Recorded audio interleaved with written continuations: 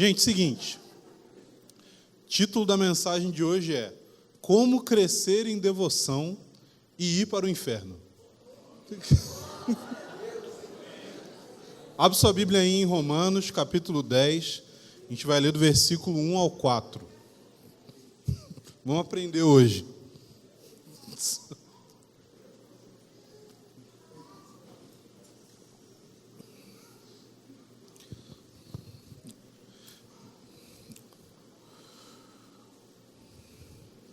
Ok? Acharam aí?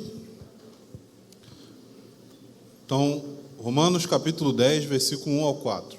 Irmãos, o desejo do meu coração e a minha súplica a Deus em favor deles é para que sejam salvos.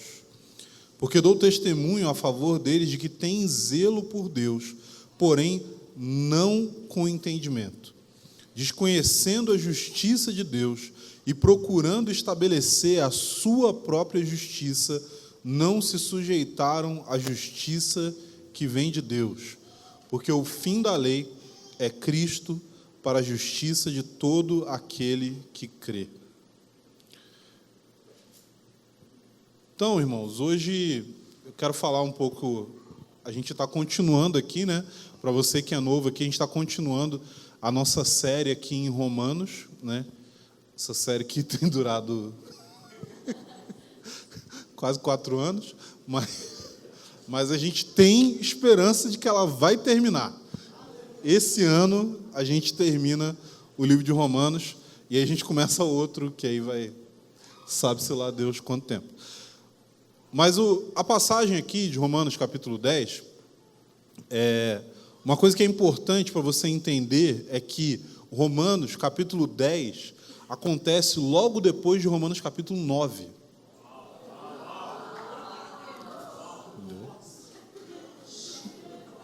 Se você for postar essa frase, põe meu nome lá.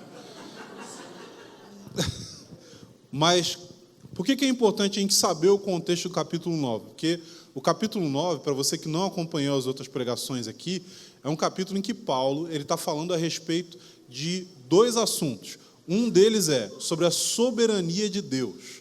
Ou seja, Deus é soberano em relação à nossa salvação. Deus é aquele que tem controle sobre todas as coisas. Isso daí está na descrição do emprego dele, que é ser Deus. Deus, por ser Deus, tem controle sobre tudo. Deus é soberano sobre tudo. Deus é o único ser que é verdadeiramente livre. Porque todos nós, de alguma forma, estamos presos pela nossa natureza pecaminosa, pelas circunstâncias nas quais nós nos encontramos, pelas pessoas ao nosso redor, pelas oportunidades que se apresentam a nós, pelas dificuldades que se apresentam a nós também. Então, a gente não é totalmente livre, mas Deus é totalmente livre para fazer tudo aquilo que Ele quiser. E se Deus é totalmente livre, isso significa que ninguém mais é totalmente livre. Aí você pode me perguntar, mas e o livre-arbítrio? Então, o que eu tenho para te dizer é o seguinte, depende muito de como você entende o sentido da expressão livre-arbítrio. Porque se você entende livre-arbítrio como sendo a liberdade da vontade humana de fazer as coisas, beleza, isso aí é totalmente correto. O problema é que a liberdade da nossa vontade é condicionada pelos desejos do nosso coração. E o nosso coração não é livre. O nosso coração é pecaminoso. O nosso coração é mau. O nosso coração se inclina para tudo aquilo que tem a ver com rebelião contra esse Deus que é soberano sobre todas as coisas. É uma rebelião inútil. É uma rebelião, é um exercício de futilidade. Por quê? Porque você está se rebelando contra o Deus que é soberano sobre toda a realidade. Foi o Deus que te deu capacidade cognitiva de se rebelar contra Ele. É o Deus que sustenta o fôlego do ateu que blasfema o nome dele dizendo que Ele não existe. É o Deus que sustenta a integridade molecular, celular, atômica, daqueles que pregaram as mãos do seu filho numa cruz. Deus é o criador e o sustentador da realidade. E se você habita a realidade, você está dentro do domínio e do controle dele. Você não consegue escapar disso. Mas esse Deus que é soberano, ele tem um plano, ele tem um propósito. E esse plano e propósito de Deus começa com uma nação chamada Israel. E Deus começa o seu propósito chamando Abraão. Na verdade, começa antes disso, com os descendentes de Sem, mas ele chama Abraão. Abraão era um cara pagão que adorava deuses falsos, mas ele é chamado por Deus, ele começa a andar com Deus, ele se torna amigo de Deus, ele tem um filho chamado Isaac, que também anda com Deus e herda as promessas de seu pai. Isaac, por sua vez, tem um filho chamado Jacó e um outro filho chamado Esaú. E o problema é que Deus olha para essas duas crianças que nem nasceram ainda, e o que Romanos 9 vai dizer para nós é que antes deles nascerem, antes deles fazerem qualquer coisa, Deus, por causa do seu propósito na eleição, ou seja, ele escolheu Jacó, e ele rejeitou Esaú. Ele escolheu Jacó, para que Jacó pudesse herdar as promessas de seu pai Isaac. Ele escolheu Jacó para que ele fosse alguém que daria origem às tribos de Israel. Ele escolheu Jacó para ser aquele que seria responsável por colocar o povo de Deus no lugar certo, no momento certo da história, para que centenas de anos depois Deus pudesse resgatar esse povo que havia sido escravizado no Egito. Mas tudo isso só aconteceu porque Deus escolheu Jacó e não Esaú. E essa é a parte que nos ofende.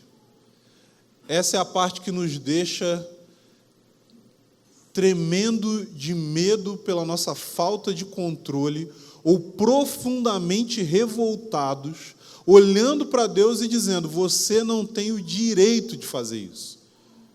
Ou olhando para alguém que, como eu agora, está pregando a respeito disso, a respeito da soberania de Deus, e você pode olhar para mim e falar: esse não é o Deus que eu creio, esse não é o Deus da Bíblia, esse não é o Deus que é Pai de Jesus Cristo. Por quê? Porque o Deus que eu creio é um Deus de amor, o Deus que eu creio é um Deus que Ele dá liberdade.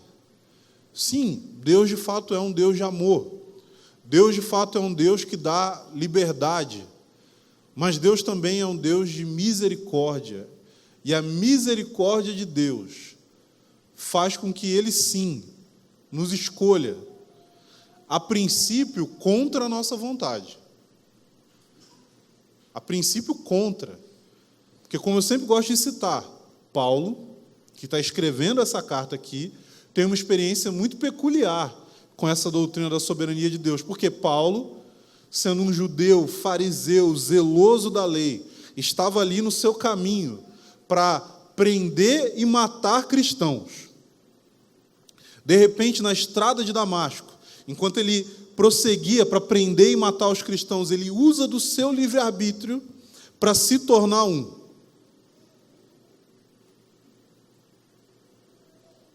Faz sentido? Nenhum, né? Mas quer dizer, então, que Deus forçou Paulo a se converter? Quer dizer que Deus obrigou ele, levou ele para o céu esperneando? Não. Quer dizer só que Deus é o único. Nós não temos esse poder. Deus é o único que tem o poder de abrir os olhos dos pecadores, para que eles possam enxergar que Ele é infinitamente superior ao pecado. O problema é que hoje as pessoas elas querem defender uma visão do livre-arbítrio que não é nem bíblica, nem arminiana.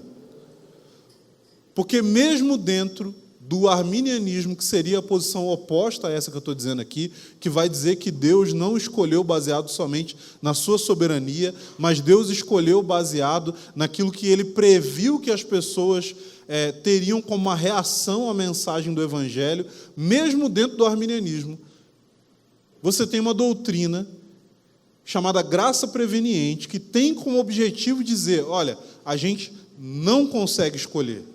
a gente não tem a capacidade de se voltar para Deus. A gente não tem a mínima chance de enxergar o nosso próprio pecado e tomar uma decisão consciente de se arrepender do pecado e depositar a nossa fé em Jesus Cristo. Por quê? Porque para a gente fazer isso, a gente precisa da graça de Deus. Para a gente fazer isso, a gente precisa da graça de Deus. Então, você precisa, independente de qual é a sua posição teológica, se você é calvinista, se é arminiano, você precisa admitir que, como ser humano, você é incapaz. Você é impossibilitado de escolher a coisa certa. Você é pecador, você é mau. E isso diz respeito a todos nós.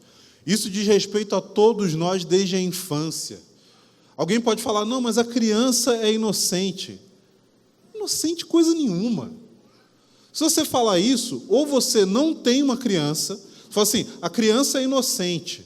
Cara, ou você não tem uma criança, ou você é tão idiota e cego pelas ideologias desse século que você quer se convencer de que isso é realidade. E o que vai acontecer? Você vai partir desse pressuposto e você vai tratar os seus filhos assim e você vai colher o fruto amargo das suas ações.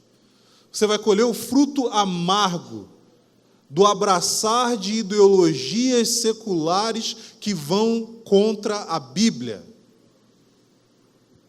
E que Deus tenha misericórdia de você. Que Deus tenha misericórdia dos seus filhos. Que Deus haja contra as suas ações impensadas e enganosas. Que Deus converta os seus filhos. Porque é isso que as crianças precisam. Elas precisam de conversão. Elas precisam ouvir a pregação do Evangelho. Elas precisam ouvir que elas são pecadoras, que elas são más e que elas vão para o inferno se elas não se converterem. Você fala, mas será que a criança vai entender? Vai. Vai entender. Mas como que ela vai ter noção de uma punição eterna da parte de Deus? Ela vai ter noção da punição eterna da parte de Deus se você disciplinar os seus filhos. Se você seguir a orientação da Bíblia. Se você seguir aquilo que fala nas Escrituras, dizendo que um pai que ama disciplina o seu filho. Porque Deus faz isso com você, Deus disciplina você. Só assim, por que as coisas dão errado? Por que a gente tem sofrimento? Porque Deus quer que você seja participante da santidade dele. Não quer dizer que você vai compreender, mas quer dizer que você vai crescer se você confiar.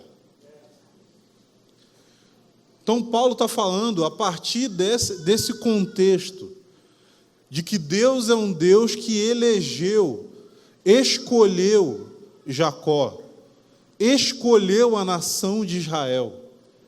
Mas ele também está falando num pressuposto de que Deus é um Deus que endureceu a nação de Israel, porque eles rejeitaram o seu Filho, o Cristo. Eles rejeitaram a salvação que estava sendo oferecida em Jesus, o verdadeiro Messias de Israel, e Paulo está lidando com esse dilema. Cara, se eles foram escolhidos por Deus como nação, e obviamente quando eu falo de uma escolha soberana de Deus a respeito de uma nação, isso é diferente da escolha soberana de Deus a respeito de indivíduos, e Paulo deixa muito claro isso nesses capítulos 9, 10 e 11, do livro de Romanos. Ele deixa muito claro isso, dizendo o seguinte, olha, Deus escolheu Jacó, sim, ele é uma pessoa. Deus elegeu a nação de Israel, sim, essa é uma nação. Mas nem todo aquele que é descendente de Abraão, ou seja, aquele que recebeu as promessas em primeiro lugar, é de fato filho. Nem todo aquele que faz parte do grupo étnico que recebeu essas promessas, recebeu elas individualmente. Então a gente precisa diferenciar essas duas coisas. E Paulo está lidando com esse dilema falando, olha, eu tenho dor no meu coração. Ele vai começar o capítulo 9 de Romanos falando disso. Eu tenho uma incessante dor no meu coração, tristeza, por causa dos meus compatriotas. Paulo chega a dizer que ele desejaria ser condenado, ser enviado para o inferno, para sofrer eternamente, se isso pudesse trazer salvação para os judeus. Mas isso não pode. Paulo é só um homem. A morte dele não tem a possibilidade de produzir salvação para outros, como a morte de Cristo tem a possibilidade. Porque Paulo é só um homem, mas Cristo é Deus e é homem. Mas ele fala isso porque isso tem a ver com o sentimento real, genuíno do coração dele. Ele sente esse peso. Eu tenho incessante tristeza e dor no coração, Paulo vai dizer em Romanos capítulo 9, versículo 2.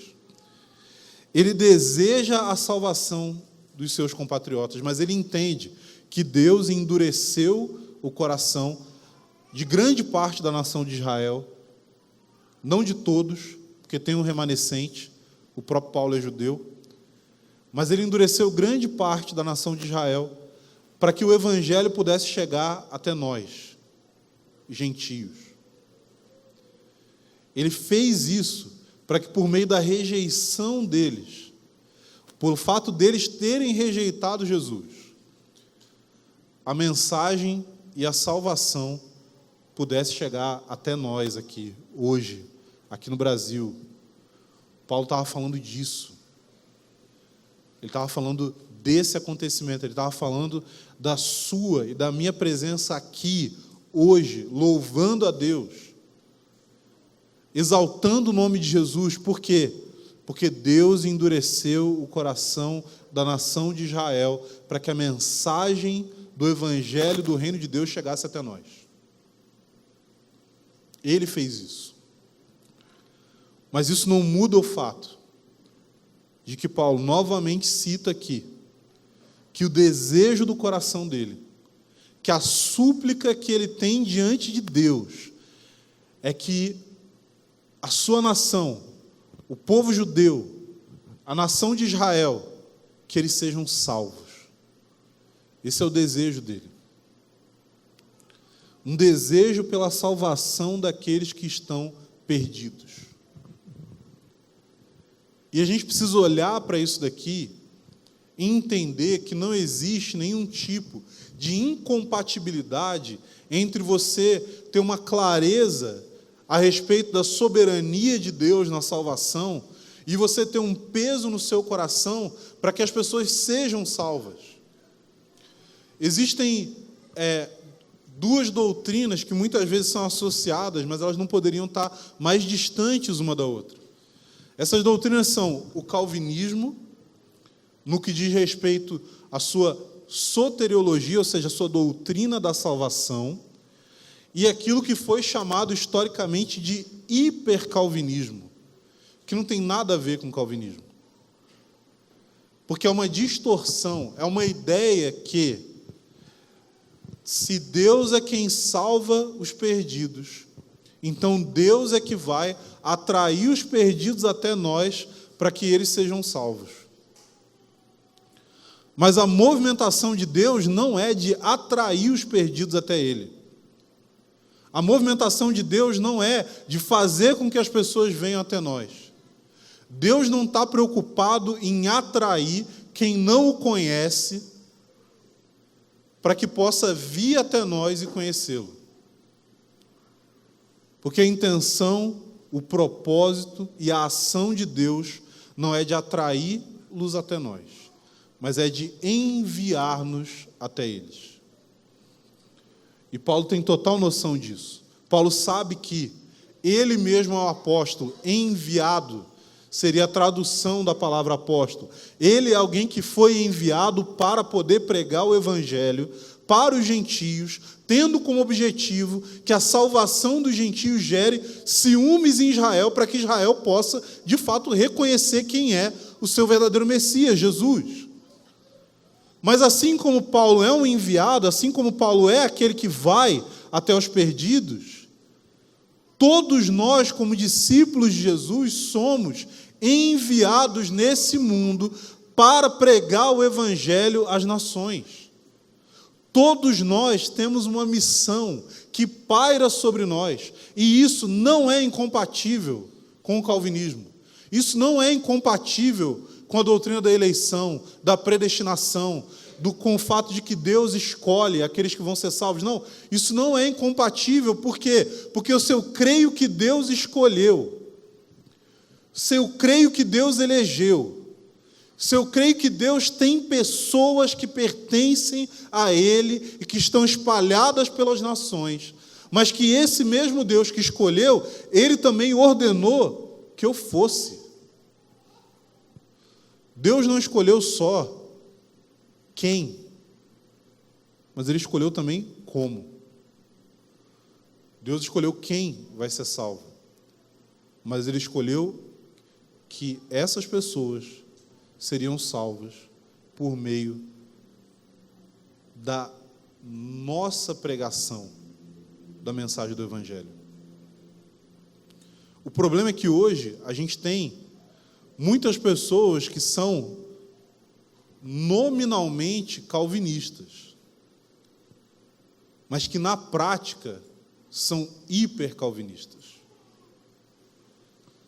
Gente, a gente tem pessoas que são arminianas, que creem que ela é talvez um pouco mais responsável pela salvação de outros, mas na prática são hipercalvinistas.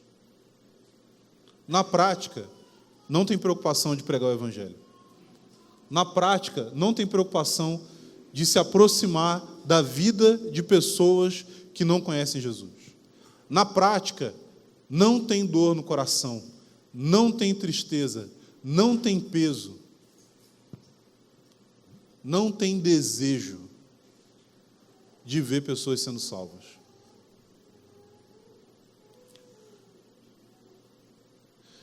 E o que a gente precisa hoje é olhar para essa fala de Paulo, olhar para a atitude do coração dele e entender que existe uma grande possibilidade que o nosso coração ele está endurecido para a necessidade de salvação do mundo, porque ele se tornou blindado pela nossa preocupação com a nossa própria vida, com as nossas necessidades, com o quanto que eu preciso, com o quanto que eu não tenho, com o quanto que eu quero, com o quanto que eu desejo algo a respeito da minha vida que não tem a ver com a eternidade, que não tem a ver com o propósito de Deus, mas que tem a ver com o meu prazer nessa era. E eu dedico as minhas forças, as minhas energias, os meus pensamentos, muito mais para isso do que para cumprir o propósito de Deus nesse tempo, do que para servir a Deus nessa geração. A gente pode vir aqui, a gente pode levantar as nossas mãos, a gente pode adorar a Deus, mas quando a gente sai daqui, o nosso coração está preocupado com a nossa própria prosperidade, com a nossa própria fuga do sofrimento. Mas o coração de Paulo olhava para a nação de Israel e ele sabia que o desejo do coração do próprio Deus é ver Israel novamente se voltando para ele. E Paulo sabia que o chamado dele, que a vida dele, tinha a ver com o cumprimento desse propósito, com participar, ser cooperador de Deus naquilo que ele estava fazendo no mundo. E se isso era verdade para Paulo, isso é verdade para nós hoje. Nós somos chamados a cooperar com a missão de Deus no mundo.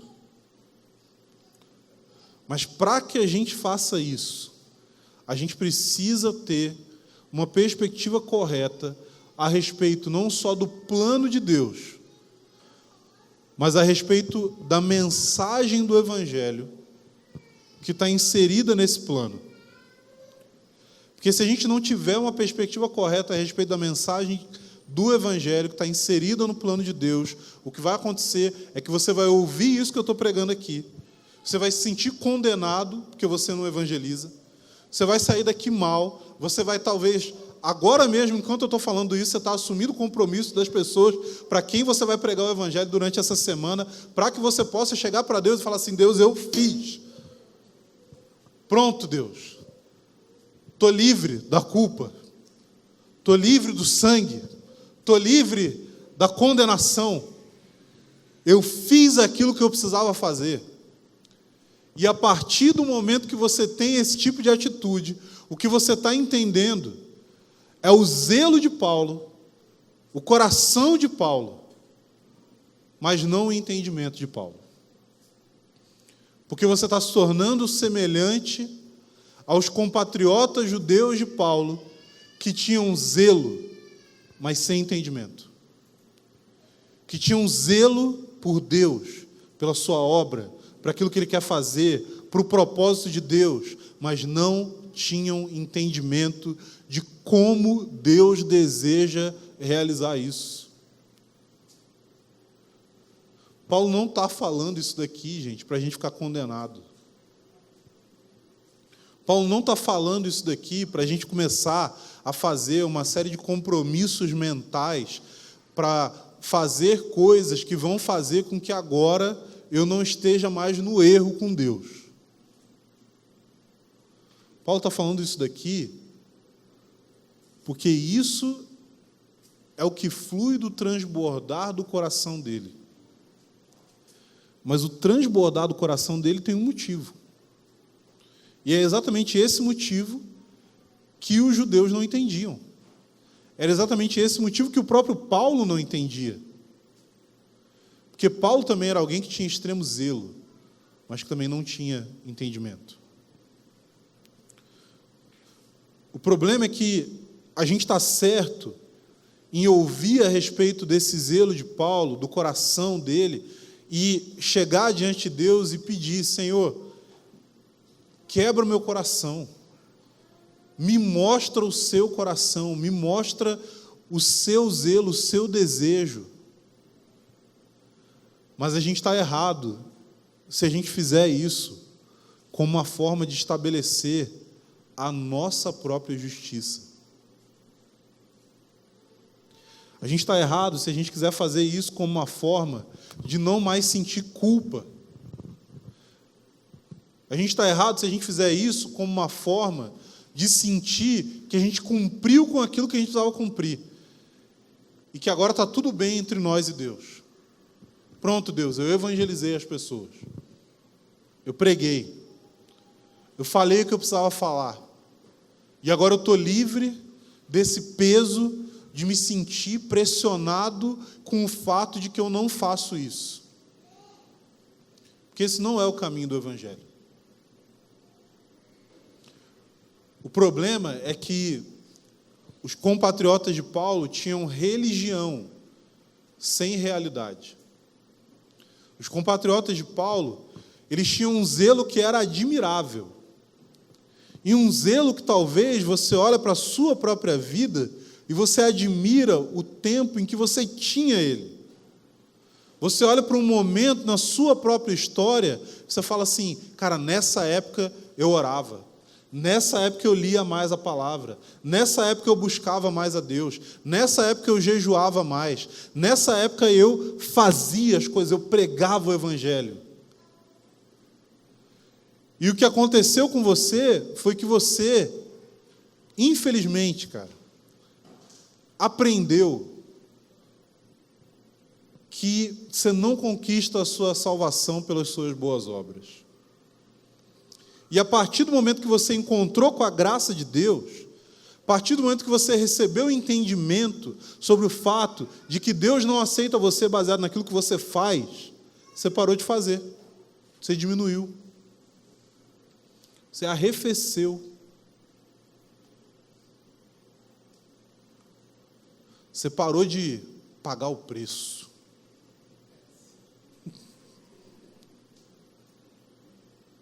Porque você entendeu que o preço já havia sido pago. Qual que é o problema aí, gente? Você fala assim: cara, mas isso aconteceu quando eu comecei a estudar, quando eu comecei a ler, quando eu comecei a entender um pouco mais de teologia, Então pronto, concluímos, gente. De fato, teologia esfria o crente. É isso? Não. Não é isso. O problema é que a gente estudou, ouviu, entendeu, mas numa medida muito menor do que a realidade daquilo que a gente estava estudando, lendo e entendendo. O seu zelo não tem a possibilidade de te salvar. Somente Cristo tem a possibilidade de te salvar. O problema é que a gente lida com duas questões aí. Uma é, se eu entendo que Cristo, só Ele é capaz de me salvar, mas aquilo do que Ele me salvou é muito pequeno. Isso não vai produzir no meu coração uma força equivalente ao zelo que eu tinha para tentar salvar a mim mesmo. Vou te perguntar, Jesus salvou você? Você fala, salvou. Mas não parece que Ele salvou de muita coisa. Lembrando, eu não estou dizendo que você não sabe que Ele te salvou de muita coisa. Mas você não sabe, de fato, que Ele te salvou de muita coisa. Você tem uma visão diminuta sobre a santidade de Deus. Você tem uma visão muito fraca sobre o seu próprio pecado, sobre a extensão e a profundidade do pecado no seu coração. Você fala assim, quando fala, você era mal, você é mal, você fala, até sou. Mas quando alguém chega para você e fala assim, você está errado, você infla de justiça própria, e você dá uma série de razões pelas quais jamais você teve errado. Jamais você teve culpa de fato. Você tem uma série de atenuantes. Você tem uma lista de motivos pelos quais você errou naquilo ali. E essa lista tem a implicação direta de que a culpa não é totalmente sua. E por isso, por não enxergar a dimensão da santidade de Deus, e o quanto que, cara, a sua respiração é ofensiva à santidade de Deus, por não enxergar o quão mau e pecador você é, por não enxergar o quanto que as suas intenções, mesmo na hora de fazer coisas boas, estão manchadas pelo pecado, por não enxergar o quanto você tem de orgulho, de justiça própria, de desejo de autoafirmação, de desejo de autoexaltação, o quanto que você tem uma atitude de alguém chegar para você e falar uma coisa de ruim que aconteceu com ela, e você tem a atitude imediata de falar uma coisa tão ruim ou pior que aconteceu com você. O quanto que você tem o desejo de falar quando alguém está num recinto falando a respeito de algo que você talvez tenha um pouco de conhecimento, o quão ansioso você fica de entrar naquela conversa, falar a respeito daquilo ali e estabelecer a sua autoridade. O quanto você fica ansioso quando alguém fala que você está errado. Quando alguém acha que você está errado. Quando você acha que alguém acha que você está errado. Quando você acha que alguém acha que o outro acha que você está errado.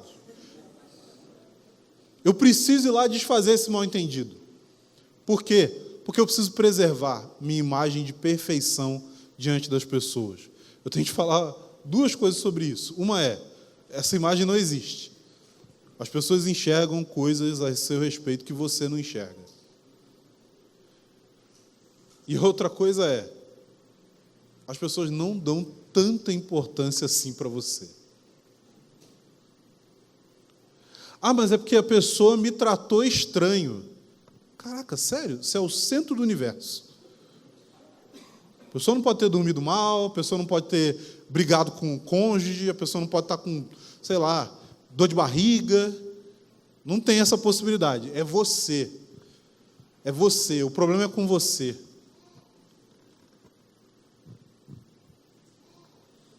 A gente não tem noção do quanto Deus é santo e puro, do quanto nós somos maus e pecadores, e pela falta da revelação dessas duas coisas, a nossa cruz, o sacrifício de Jesus, é uma coisa muito pequena. Muito pequena. Deus só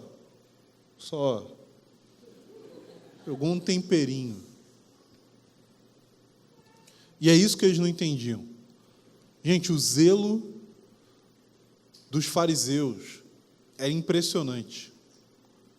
O zelo dos fariseus era algo admirável. O compromisso deles com aquilo ali.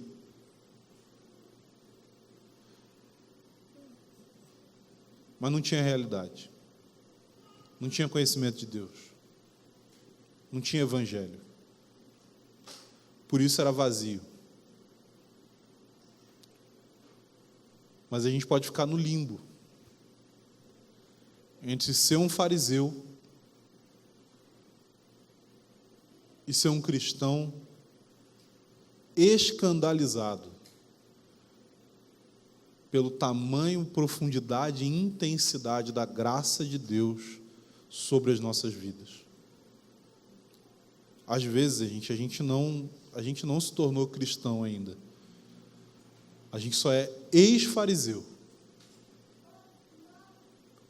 Pode ser que você está aqui no Convergência, você olha para pessoas, talvez de onde você veio, e a gente sabe, a gente não está aqui para fingir, a gente sabe que tem um monte de igreja ruim, gente.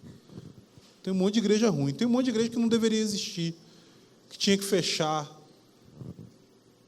Tem um monte de pastor que nunca leu a Bíblia inteira. Tem um monte de pastor que nem salvo é. Tem um monte de gente pregando o evangelho da prosperidade. Seja o evangelho da prosperidade de terno e gravata, falando para os pobres darem tudo enquanto eles enriquecem, seja o evangelho da prosperidade que fala para você o seguinte: o propósito de Deus para a sua vida é que você tenha sucesso, é que você se eleve ao topo da cadeia alimentar da sua profissão. Os dois são o evangelho da prosperidade, porque os dois estão dizendo que a mensagem do evangelho é que se você seguir por esse caminho, se você fizer o certo, se você abraçar essas ideias, esses valores, esse estilo de vida, tudo vai dar certo para você. Isso nunca foi o evangelho que os apóstolos pregaram.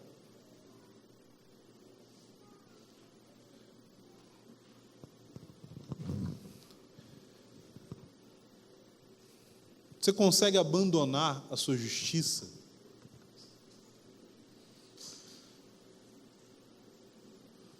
O que você quer? Você quer ser bom ou você quer ser salvo? Não tem como os dois objetivos coexistirem. Se você tem um profundo desejo de ser reconhecido como alguém que é bom, isso quer dizer que você não está buscando a salvação que o Evangelho oferece.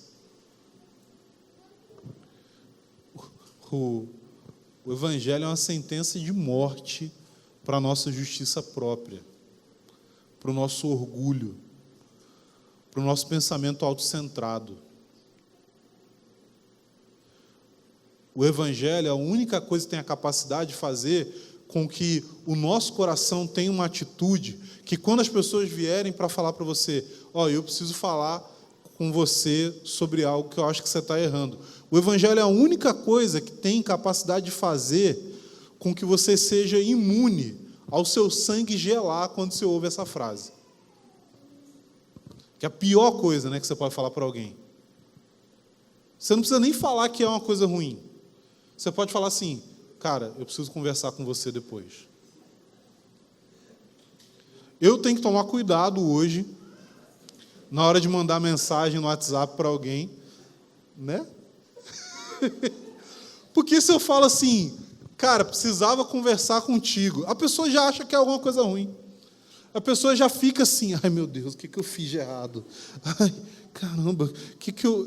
E o pior é que assim, gente, eu não lembro se em algum momento eu mandei esse tipo de mensagem para alguém para realmente falar de uma coisa ruim. Mas é um negócio que a gente vai, automaticamente. Por quê? Por causa da nossa preocupação com a nossa justiça própria. E eu não estou dizendo para você, por meio disso tudo, que você vai pegar isso daqui que eu estou falando e que amanhã, automaticamente, você vai ser livre de toda justiça própria. Mas a coisa principal, talvez, é você se tornar consciente disso. É você entender que isso é um problema.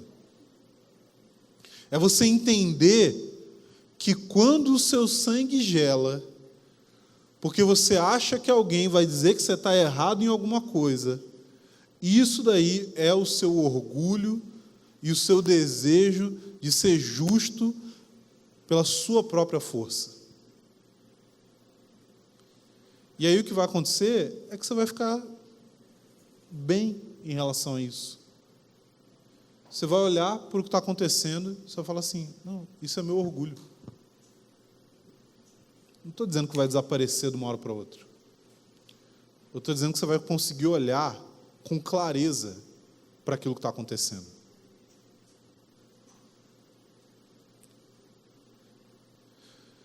A gente precisa olhar para Deus. A gente precisa olhar para a lei de Deus. A gente precisa olhar para os padrões de Deus. A gente precisa ler os 10 mandamentos e entender o que Deus quer dizer com cada uma daquelas palavras. A gente precisa olhar para o Sermão do Monte e fazer uma análise genuína da nossa vida à luz daquilo ali. Porque a gente aprendeu tanto a respeito do Evangelho que a nossa tendência hoje é desprezar a lei de Deus. Isso é um dos piores erros que você pode cometer. Por quê? Porque a partir do momento que você despreza a lei de Deus, você perde os padrões de Deus e você perde a magnitude daquilo que o Evangelho fez, salvando você da ira de um Deus santo. A gente deveria ficar todos os dias da nossa existência totalmente embasbacados pelo fato de que Deus nos salvou. Cara, Ele me salvou. Cara, eu não sei o que Ele tinha na cabeça. Eu não sei. Cara, como a gente costuma dizer, né? Agora, falando obviamente da minha perspectiva, como alguém que tem uma visão calvinista sobre a salvação, eu constantemente penso, eu falo, cara, se tivesse como perder, mesmo se fosse difícil, escondido, sabe, uma coisa secreta, eu tinha achado. Eu ia ter achado. Eu ia ter achado um jeito de cagar esse negócio. Eu ia ter achado um jeito de fazer besteira e fazer a coisa ir pelo ralo, porque eu sei, cara, que o meu coração, ele é mau, ele é enganoso, ele quer ir por todos os caminhos errados, ele erra, peca constantemente, porque eu vejo que eu erro, que eu peco constantemente. Mas, ao mesmo tempo, eu sei que, na medida que eu cresço em santidade, em intimidade com Deus, em vitória sobre o pecado, eu me torno mais consciente, mais perceptivo a respeito do quão pecador de fato eu sou. Eu posso olhar para trás a cada tempo que passa na minha jornada, eu consigo olhar para trás e perceber, cara, como eu era cego, como eu não percebia as tendências ruins do meu coração nisso, e nisso, e nisso. E você quer ver um cristão maduro de fato, é uma pessoa que se tornou extremamente consciente a respeito da sua própria maldade e pecaminosidade. Não só em teoria, mas na prática. Quando você chega para ela e fala que ela está errada, ela tem humildade suficiente para admitir, ou para, no mínimo, considerar que ela pode sim, tem grande chance dela estar errando. A questão, gente, é que o pecado para nós, eu quero trazer uma imagem para você aqui, para finalizar. Eu não sei quantos de vocês já tiveram contato com pessoas que estavam muito afundadas no vício.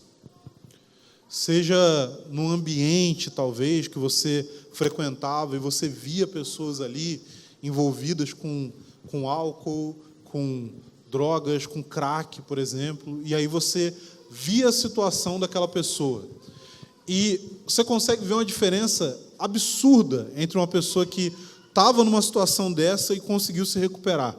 Se você leva essa pessoa para o lugar onde ela antes convivia, ela vai olhar aquilo ali e vai falar assim: como que eu vivia aqui? Como que eu ficava aqui nesse lugar? Eu lembro quando eu não havia me convertido ainda, eu estava no processo de, assim, Deus insistir comigo para que eu pudesse me voltar para Ele. E eu lembro que minha consciência foi se tornando mais sensível a algumas coisas. E uma das coisas que aconteceu foi que eu não conseguia mais. Eu não conseguia mais usar droga e eu não conseguia mais me embriagar. Porque toda vez que eu fazia alguma coisa desse tipo, que eu usava alguma droga, eu ficava mal. Eu ficava... Era um estado de aflição que eu me sentia. E eu ficava querendo que aquele negócio passasse, que aquela onda ali passasse. E eu lembro de ir nos mesmos lugares que eu costumava ir, só que sem me drogar e me embriagar. E eu lembro de um lugar em específico que eu fui, enquanto eu estava lá conversando com meus amigos, totalmente sóbrio, me ocorreu o seguinte pensamento: por que eu venho aqui? Esse lugar fede a mijo. Assim, cara, que cheiro de... Aquele fedor de xixi de cerveja, né? Eu vi todo mundo que reagiu aí. Mas sabe, aquele fedor assim, aquela coisa... Eu falei, cara, que coisa horrível. Por que eu vim para cá? Por que eu vim aqui? Mas antes eu não conseguia perceber isso. E um cara que está na profundidade, no fundo do poço do vício e da droga, ele também não consegue perceber a sujeira na qual ele está. Só que a gente tem a mesma coisa a respeito da nossa justiça própria. A gente está tão cercado do fedor da nossa própria justiça que a gente acostumou. A gente acostumou. Mas graças a Deus que Cristo é o fim da lei. Agora, você precisa compreender o seguinte: quando a Bíblia fala que Cristo é o fim da lei, que o fim da lei é Ele, ela não está dizendo aqui que a lei deixa de existir. Mas a palavra que é utilizada aqui é a palavra telos, que tem a ver com propósito, tem a ver com a finalidade para a qual algo foi criado. A lei existe para apontar para Cristo.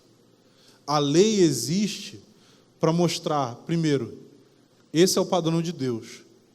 E somente esse homem, Jesus, consegue cumprir. Mas também para dizer, esse é o padrão de Deus. E somente esse homem, Jesus, habitando no seu interior, consegue fazer com que os padrões de Deus sejam inseridos no seu coração. Não adianta só você saber a lei. Por meio de Cristo, do fato dele estar em nós, essa lei é escrita no nosso coração. Você não precisa se preocupar em ser santo para ser aceito por Deus. Você pode ser aceito por Deus. E isso vai tornar você santo. Isso vai tornar você santo. Isso vai mudar o seu coração. A nossa briga é porque a gente precisa constantemente fazer com que essa ordem fique correta. Porque a gente começa sabendo que se eu sou aceito por Deus, eu vou ser transformado. Mas no meio do caminho, a gente começa a fazer uma curva e começa a tentar nos transformar para que Deus nos aceite. Eu preciso olhar para o fato de que o padrão dele é inalcançável, mas que Cristo veio com esse padrão e ele colocou isso dentro de nós. Amém?